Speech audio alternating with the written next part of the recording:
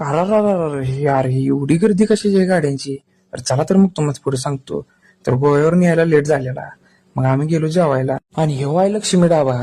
लक्ष्मी ढाब्यामध्ये आतमध्ये एंट्री केली आणि डायरेक्ट केली आतमध्ये एंट्री. आतमध्ये एंट्री केल्यावर बघतो तर काय जत्राच भरलेली. तोपर्यंत सगळ्या कार्यकर्त्यांनी घेतली इकडे बसून आणि सगळ्याचं डिस्कशन सुरू झालं कुठली ऑर्डर करायची. मेनू कार्डवर सगळ्यांनी डोळं फिरून घेतलं आणि केली चिकन थाळी ऑर्डर. तोपर्यंत इकडे आमची चिकन थाळी आली. चिकन थाळीमध्ये सोलकढी, पांढरा रस्सा, तांबडा रस्सा, ग्रेव्ही, चिकन, रोट्या, कांदा, लिंबू. थोडी मग टेस्ट करून बघितली आणि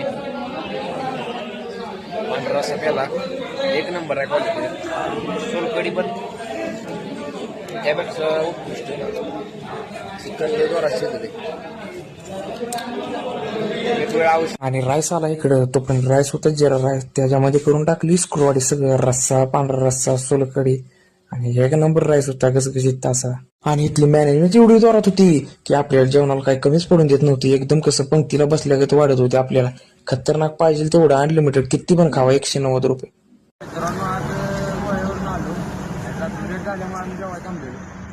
लक्ष्मी ढाबा आहे. आपलं रूट आहे म्हणजे इचलकरंजी आणि निपाणी रोड शिवनकवाडी जवळ आहे. जेवण मित्रांनो एक नंबर क्वालिटी होतं. क्वालिटी म्हणजे एवढी सर्व्हिस जोरात होती की आत्तापर्यंत असं कुठं खाल्लं नाही. जेवण क्वालिटी एक नंबर. 190 रुपयाला अनलिमिटेड एक नंबर जेवण होतं. आरबाज पण होता आणि आमची सगळी गँग होती. आरबाज लिहिलं जेवण कसं होतं. जेवण हॉटेल लक्ष्मीचं एक नंबर आहे.